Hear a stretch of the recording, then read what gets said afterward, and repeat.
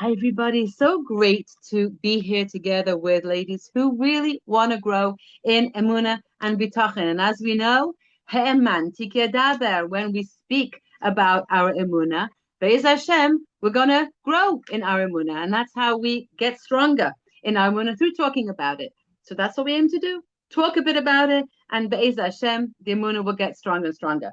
So Parshas Behar is actually a guidebook in Emunah, and we'll be getting our guidance from Rabbi Shafrain Zecher Livracha and also from Reb Zusha, as brought down in the Noam Elimelech. So Parshas Behar, the famous question is asked in Parshas Behar, Shemitah and Har Sinai. The Torah is given on Har Sinai, and we learn about the giving of the Torah, and right afterwards, the mitzvah of Shemitah is mentioned. So the Chazal asked the question, why is the Torah bringing together the giving of the Torah on Har Sinai and the aspect of the mitzvah of Shemitah Haaretz, of leaving the land for 7 years, the mitzvah of the seventh year, in the seventh year leaving the land? Why these two mitzvahs, why these two parshas together, that of giving of the Torah and that of Shemitah? So one of the answers Rashi brings down is because just as all of the mitzvahs were given on Har Sinai, so it shows that just as Shemitah was given on Har Sinai, the mitzvah of Shemitah, so all the mitzvahs were given on Har Sinai. But still, Rav Asher says, the question still stands. But why did the Torah choose particularly to give us to mention the mitzvah of Shemitah when it comes to Har Sinai? I love to see everybody's face when you come on. Thank you so much for being here. It's a real delight to share the space with you. Then the answer given is that the mitzvah of Shemitah, the mitzvah of leaving the land fallow in the seventh year, is the foundation of faith. As we said, this parsha is a guidebook in Emunah. One of the reasons for the mitzvah of Shemitah is to root inside out the heart of every single Jew the acknowledgement and the understanding that he is not the owner of anything that is called his possessions. Whatever he feels is his possessions, it doesn't actually belong to him. But the true owner is the God of heaven and earth, and he is the one that commands every single Jew when he can work and when he should rest. 6 days you work, on the seventh you should rest. So all of your technology that you think you own, on the seventh day you don't own it.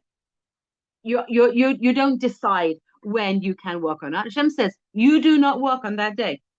We're not the balabite. We're not the owner of our business. It doesn't own us either. But we are underneath the rulership of the Ribono Shel Olam, who created the entire world in 6 days and who rested on the seventh. And even in China, they have a 7-day week. All around the world, they have a 7-day week. It's so fascinating because the month goes according to the moon, and the year goes according to how long it takes the Earth to go around the sun. So these are determined by the nature of the sky and the heavens, the way Kadosh Baruch Hu has made it. But there's nothing that happens in 7 days that is a natural event according to the sky and the moon and the sun. So the 7 days of creation and the fact that this was adopted universally is a sign of the fact that the knowledge of 7 days of creation was entrenched in Bris Olam, in the creation. And then Sheva Shanim, 6 years we will work, and in the seventh day the earth will rest. There's no 7-year process or 6-year process that is a natural event that everybody would know. This is an element of Emunah. And in this you will know, this is how we show in the 6-day process and in the 6-year process, resting on the seventh day, resting on the seventh year. Through this, we imprint in our psyche, in the Jewish psyche, in our hearts and souls, that we know that HaKadosh Baruch is the one who gave us everything. And he organizes all of our property and how we interact with our property. It is all according to the laws of the Torah. The verse says, Haaretz asher ani nosein lechem. Kadosh Baruch Hu says, the earth which I give you. Loi nosan, it's not that he gave it to us, but he nosein, it's the land that he gives to us. It wasn't a one-time event, but Kadosh Baruch Hu, every day, every moment, gives us the permission to have whatever it is that we have. And he's always looking, and he gives, and he continues to give. He continues to allow us to have the temporary ownership of whatever it is that we have. And each moment of giving is a separate moment of giving. It's a moment of giving so that it's for this moment I have this. At this moment in time, I have whatever I have. But I shouldn't feel the pride of this sort of expansion of this is all mine. I should have the humility to know that HaKadosh Baruch Hu is the one who gives me the permission to be able to use this for whatever I need right now, but it doesn't belong to me. It's a temporary arrangement. And so Rav Asher brings down that one of the reasons why we have this mitzvah of one of the reasons why I have this mitzvah Shemitah, I'm going to relate to the chat when we finish over here, is that 1 second. Okay, is for the ani, for a poor person that he doesn't have any land and he doesn't have any property and he doesn't have and his eyes are always turned to HaKadosh Baruch Hu. This is the natural state of a poor person. He's feeling hungry. He knows what it means to feel hungry. He knows what it means to miss and not have his own possessions. And if a person, a rich person, then who owns his property, could feel a little bit of what it feels like to be like the poor person, missing that kind of property for himself, then he will know how to share with the poorer, less privileged people than himself. And so part of this mitzvah, says the Basha, is to give a wealthy landowner the capacity for compassion, unlike the wealthy landowners, landed gentry, who were so sort of frivolous about knocking people out of their homes and mistreating their tenants throughout history, throughout the ages, and throughout the lands. A Jewish landowner is, through this mitzvah of Shemitah, needs to connect to the compassion of knowing that just as 1 year out of the cycle of 7, and then in the 50th year again, he's going to go through that process of being homeless and not being able to use his land as he wants himself. He will feel a little bit on his own flesh what it means to not have land. And so this question, V'ki Toimru, this is the question that we're going to see soon that Reb Zusha also asks and brings down his Torah upon. But the question that the Torah brings, okay, the Torah brings down this question. And if you ask, Ma nochal b'shana shvius, if you ask, what will we eat in the 7th year? Rav Asher says it's brought down in the Sfarim that this question that is asked is given over to the rich people, that they should ask this question, that now they're not allowed to work, they're not allowed to use the produce of their own land in the Shemitah year. And this is a question that Kadosh Baruch Hu wants to hear from the rich person. I want to hear this so that you should feel the soul of the poor person who is asking, well, what are we going to eat? You should now feel it. And so this whole mitzvah, this whole set up for the rich person, says Rav Asher, is to bring him to compassion, to bring him to a state of understanding. What is it like for a person who doesn't have all of these things? And so when we find ourselves in a state of life where we're resourced, whatever our resources, if we have a lot of family, let's understand those who don't have a lot of family, like the ger or a Baal Tshuva, or somebody who comes from a place where they don't have a lot of family support. If we have wonderful health, then let's take into consideration and have compassion for those that are not blessed with such a level of wonderful health. One of my clients recently told me that she went through a certain kind of health issue, and all of a sudden she said, so many people came to visit her, and she said, all of a sudden I gained an appreciation for the mitzvah of Bechukosai. She said, I never really appreciated that mitzvah before. She never needed to. Now all of a sudden, she said, she senses the yeah. Okay, need to look again. No, maybe it's in the drawer. Okay. So whatever it is that we have resources, this mitzvah of the Torah is to show if you're rich in resources, have compassion for those that don't. So where if the rich person is encouraged to ask, what will we eat in the seventh year? So let's say every person with a resource is supposed to ask themselves, where and get into the mindset of those person that don't have support or doesn't have the health. How am I gonna manage? Where am I gonna get the support from? These are the questions that we need to get into the mindset of those who aren't as resourced as we are. The Torah wants us to be compassionate people and to understand the state of mind and the feelings of those that don't have the same kind of resources. Hashem says, I wanted to hear that question. Meaning in the words of the Meforshim, that question is given over to the rich people to ask themselves so that they should also be able to ask. And when a person raises his eyes up to Shemayim, then his heart becomes opened more, he becomes humbled, he can receive upon himself, he can accept upon himself and embrace the mitzvahs, the all Torah mitzvahs, and then he can feel an emunah in Hashem that will strengthen in his heart. So that's what the mitzvah Shemitah comes to a person. It was given on Har Sinai because the entire Torah is Emunah. The entire Torah is given to us so that we'll grow in Emunah. Zos mitzvahs had Torah. The mitzvah is the mitzvah of Emunah. That's the mitzvah of the Torah. The entire mitzvah of the Torah is Emunah.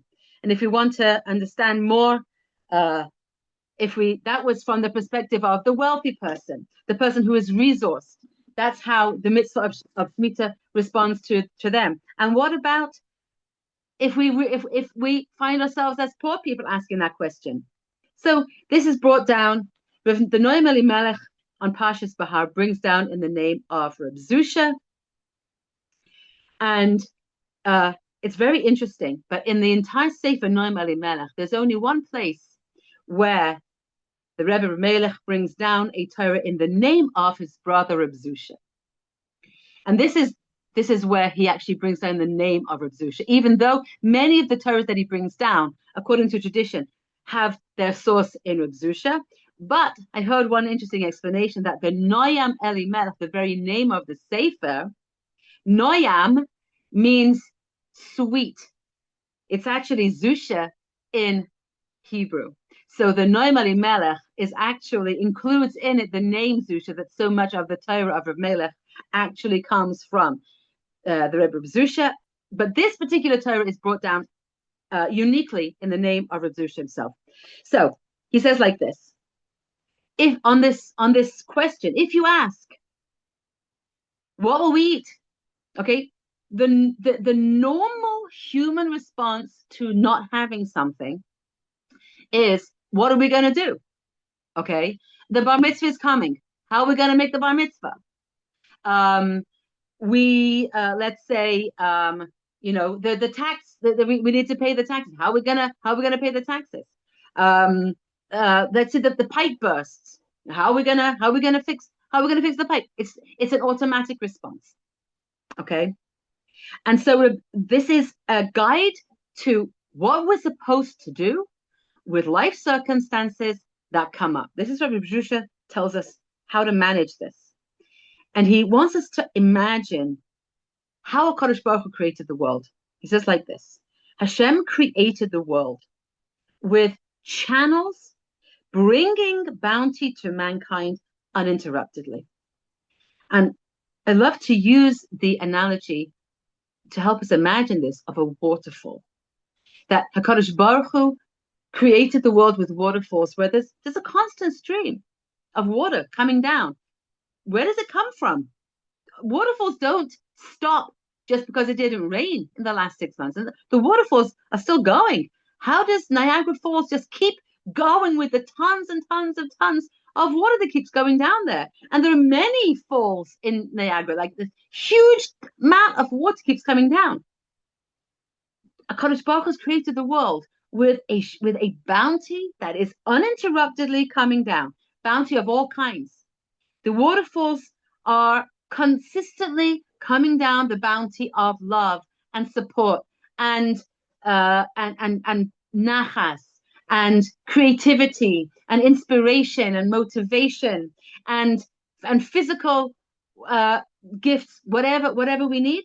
The world is created in such a way that uninterrupted bounty keeps coming down. But when a person falls from the level of trust that he had, and he actually worries, and he doesn't have trust in Hashem, who's the true overseer, meaning Hashem is the true overseer who constantly feeds and sustains generously. When a person starts to worry,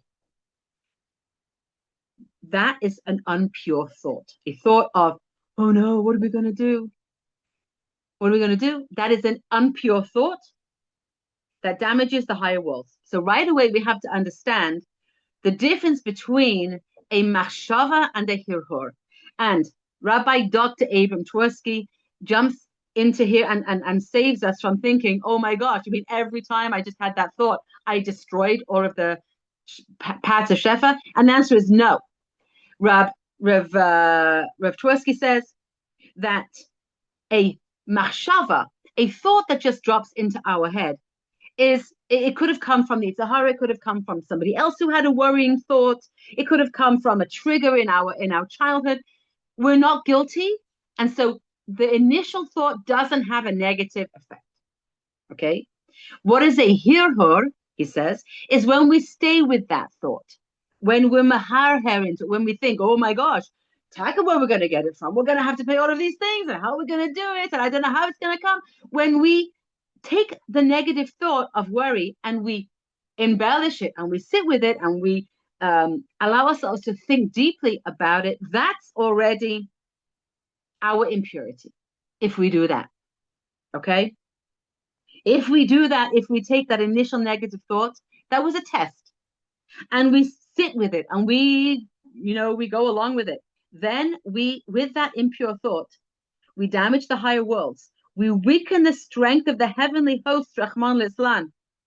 And then the flow of bounty is terminated, and Hashem, as it were, has to reestablish the flow anew.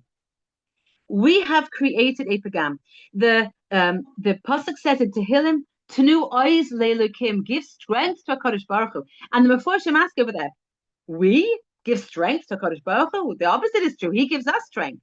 How could the pasuk be saying Tenu ois leilukim, give strength to Elokim, to Hashem? And the Meforshim about the Meforsh of the Talmidei Baal Shem Tov explains that when we have Emunah, when we have bitachon, when we have faith and trust, when we recognize and put effort into believing in, not just that we have perfect faith, okay, but every increment of effort when we try and when we exert ourselves to believe, then we give strength to the higher worlds and we strengthen these waterfalls of these pipelines, these conduits of bounty that are constantly uninterruptedly coming down.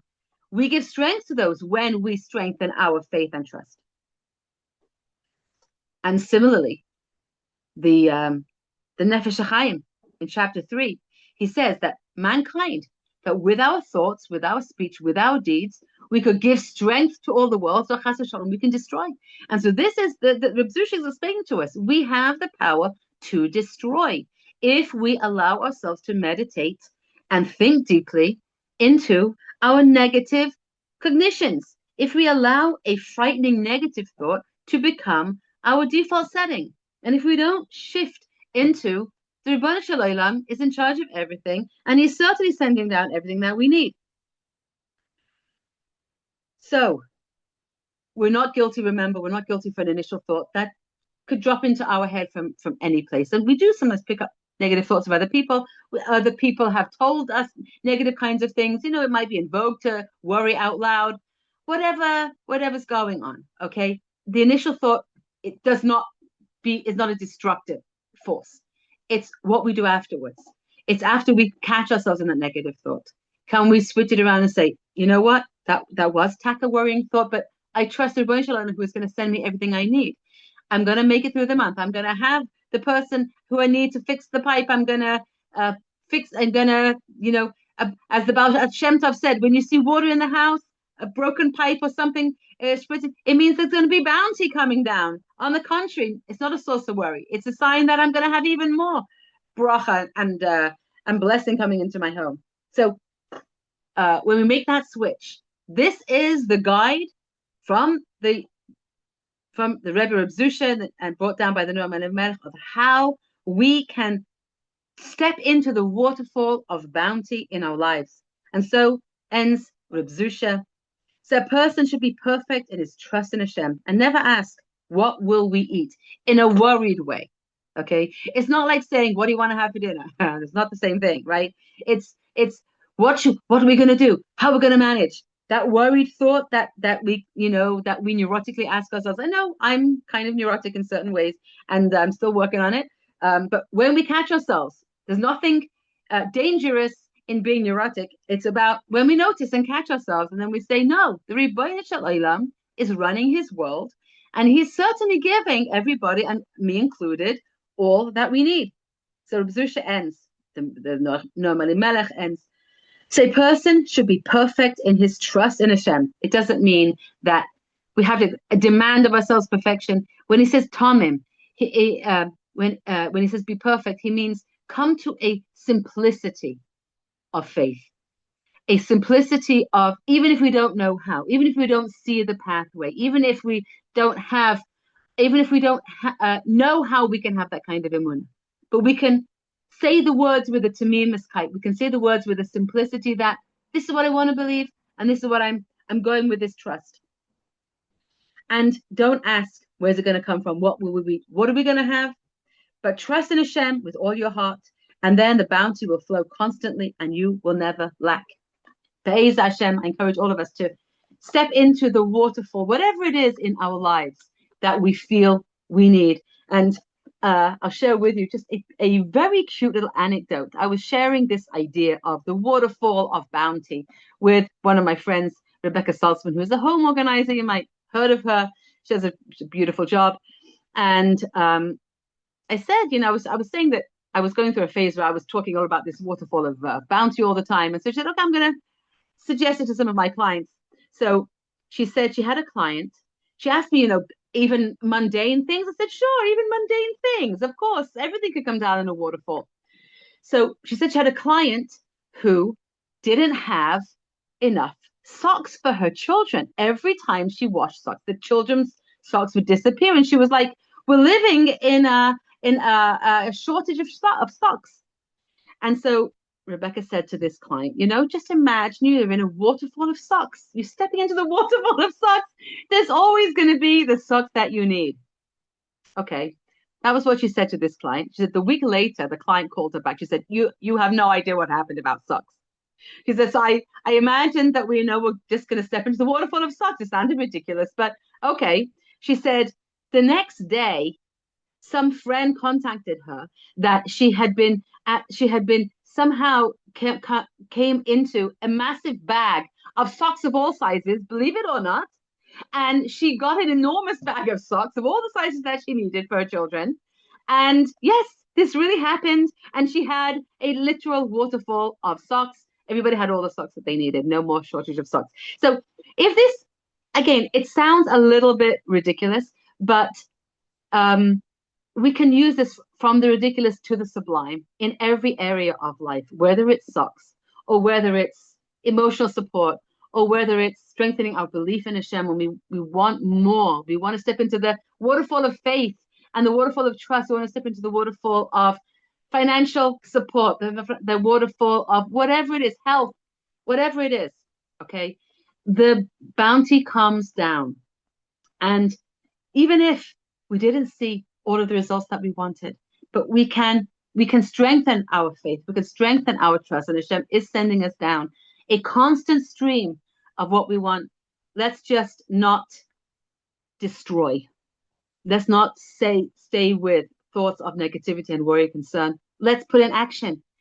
We will make statements of Hillel statements of faith and trust. Be'ez Hashem, and let me go to the chat and see what questions you were coming up. But thank you so much for interacting. I really love looking at what you said. Okay. Did you see that Trump designated this coming Shabbos as Shabbat 250 in honor of the 250th anniversary of American independence? Okay, that's cute. Thanks for sharing that. Well, America has been a land of blessing and freedom for our people throughout many ages when they had to flee. And so thank you, Hashem, for America. May Hashem bless America and continue to bless America and allow America to be an agent for good. Be'ezras Hashem. Okay. Enjoying your show. Thank you so much. When Reb Zusha says to trust, what steps does he give so we can get to this level of trust? To say it is nice, but how to practice this? What blessings do we need to make to Hashem? Okay, so actually, the more that we speak, the more that we grow in faith. That's how we do it. It might sound simplistic, but it's super powerful. When we actually change the way that we speak, we're impacting the way that we think. The Torah's Avos of Slonim, which is a compilation of the elders of the Hasidus of Slonim, and a compilation of their wise sayings. So in the Torah's Avos of Slonim, he brings down that there's a three-pronged process in gaining Emunah. He said, first we say words of faith and trust. And then through saying those words of faith and trust, it gets into our head. It gets into our head. We will listen to what we say. And so it becomes a part of our brain, okay, when we repeat these statements. And then saying it and thinking it brings it up to heaven and takes it down into our hearts. That's what the Torah's Avos of Slonim says. So that when we say it and we hear it, it goes into our head, and then that's the practice of brings it into our hearts. So the saying it, thinking it, brings it down into our hearts. That's actually how we internalize Emunah. It's through the process of saying. So Reb Zusha is actually, and the Norman is actually bringing us a textbook of how to live with Emunah. It is through the process of speech and through the process of thinking. Not only that, but the Ben Ish Chai says that when we say something, he brings this down on the Gemara that we're all familiar with of Rabbi Akiva. We're still in the Sfiras Omer, when the light of Rabbi Shimon is still shining. Rabbi Shimon was one of the main Talmidim of Rabbi Akiva. So Rabbi Akiva, that famous story where he was out with his donkey and with his fire and with his chicken, and he had nowhere to go. I think it was fundraising for the yeshiva, or he was traveling, and he had to go. He had nowhere to sleep, and so he found a place he found a city, and the city didn't let him in, and a wind came, blew out his fire, and a lion came and ate his donkey, and a cat came and ate his chicken, and he was left alone in the middle of the forest with nothing. And every time something happened, he said, Kol ma dabid rachmana letav avid. Everything the Rebbeinu Shalom does is for the good. When the fire went out, when the chicken was eaten, when the donkey was eaten, every time he said over and over again, Kol ma dabid rachmana letav avid. In the Gemara, it's brought down that Rebbe Akiva, as he retells the story, he says, and when the chicken was eaten, I said, Kol ma dabid rachmana letav avid. And when the fire blew out, I said, Kol ma dabid rachmana letav avid. And when the lion came to eat up the donkey, I said, Kol ma dabid rachmana letav avid. So you might say, why am I repeating it so often? Why did Rebbe Akiva repeat it so often? And the Ben Ish Chai answers that by saying those words, when we say the words, we're actually creating a power with our speech that Kol ma dabid rachmana letav avid, that actually those words create There was bringing to power the fact that of the reality of a Kadosh Baruch Hu doing the good, of a Kadosh Baruch Hu turning it around for the good, and that each time he said it, he was creating a reality with his speech. And so when we say words of Emunah and Bitachon, we're creating a new reality with our speech, and we're impacting on our own Emunah and Bitachon when we do it. There's no such thing as empty words when it comes to Emunah and Bitachon. The only way that it will be empty words is if we really couldn't care less and we're just trying to impress other people. But if we genuinely are saying these words in order to try and impact our own Emunah Bitachon, it is going to have an impact. As it says in Pirkei Avos, it says,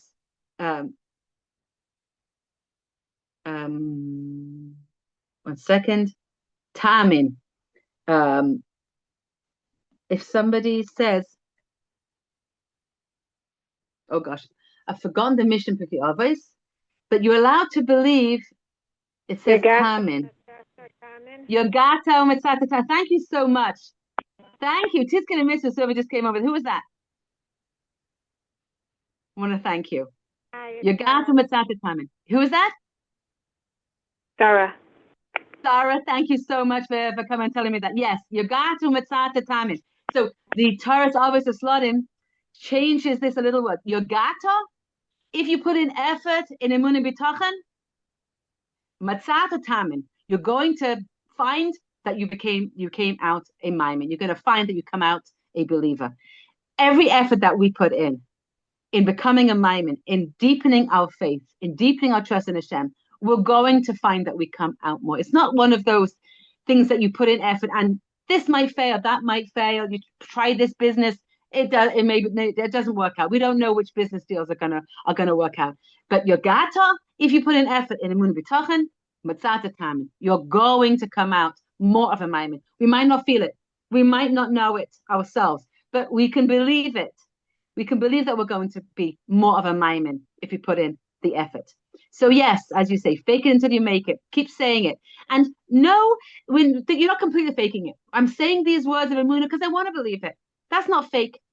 Okay? It's true. It's honest. And people say to me, but how can I say it if I don't believe it yet? I'm saying because I want to believe it. That's why I'm saying it. And by saying it, I will get to believe it, Be'ez Hashem. And we are literally imitating Hashem by using speech to create. Exactly, Francis. Exactly. Kadosh Baruch Hu created his world through speech, and Kadosh Baruch Hu created us in his image.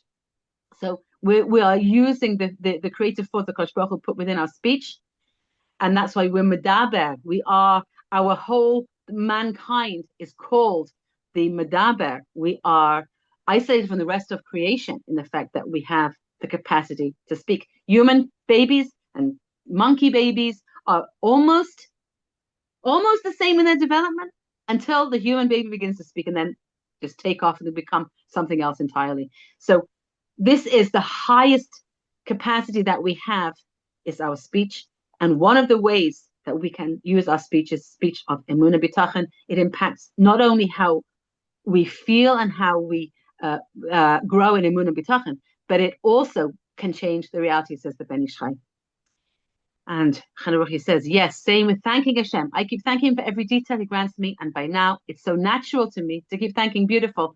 All these beautiful habits of positive speech for Ezra Hashem are going to keep us keep us growing. B'siyata d'shmaya. Wholesome. Don't remember. It's wholesome. Remind me what that was related to. What I was trying to say. I was saying something wholesome, but I don't remember what that was about. Okay. If there's any other questions, please put them in the chat. If not, I want to say thank you to everybody who is here. It is so it's so meaningful to me to share this space with everyone. Thank you. Have a good Shabbos, everybody. Thank you, Francis. Thank you, everybody. Tiskin and Mr. being here. Good Shabbos, and let's all continue to grow in Emunah. Okay, bye-bye.